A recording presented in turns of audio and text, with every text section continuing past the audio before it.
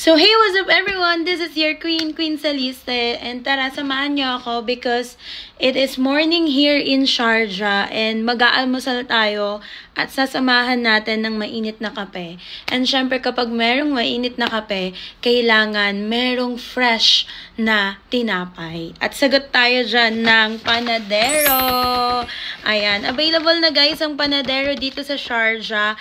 And of course, they are available in Sahara Atrium dito sa Sahara Mall. So, para sa mga nagkikrave dyan ng bagong lutong pandesal o kahit anong tinapay guys, go and check out na the Panadero in Sahara Atrium. And they are available also in Talabat and Noon and other delivery food.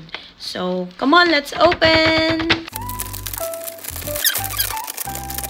Ang meron dito guys ay of course, favorite ko na crinkles.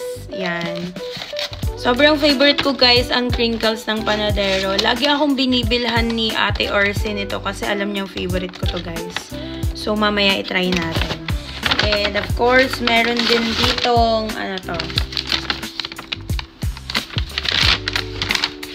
Ayan. Alam niyo, ewan ko ha kung anong tawag nito dito. Pero sa amin kasi, ang tawag nito ay putok. Kasi yung, eto, nakaputok yung ano niya. Basta, tawag sa amin sa Batangas nito, putok.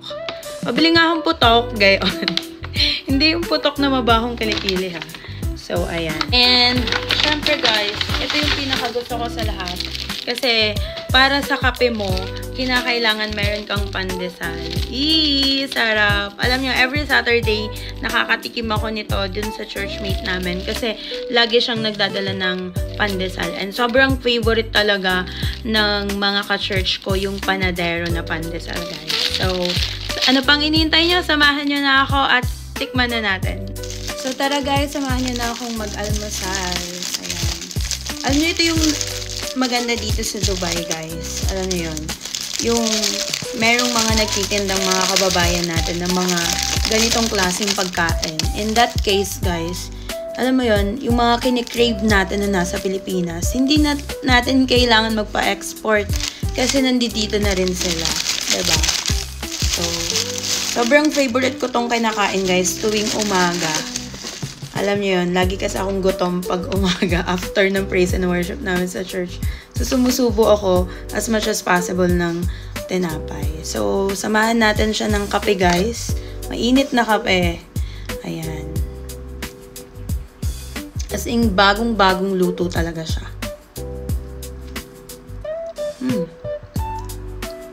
Ako lang ba o may gumagawa pa rin ba sa inyo nito? Yung tipong masarap siyang isawsaw sa kape. Mainit yung ano ko yung kape ko. Sarap guys. At pwede din siyang samahan ng palaman. Masarap sana yung peanut butter kaya lang naubusan na ako. Yan. Ang pandesal kasi pwede siyang pang breakfast, pwede siyang pang merienda, 'di ba? Or sa gabi ayaw mo nang mag-rice, gusto mo bread na lang. Swak.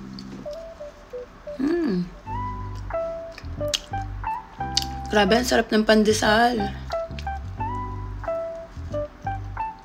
Tikman nyo na rin yung pandesal sa Panadero. Available siya dito sa Sharjah. Bye everyone! Thanks for watching. I will just enjoy my breakfast. Bye!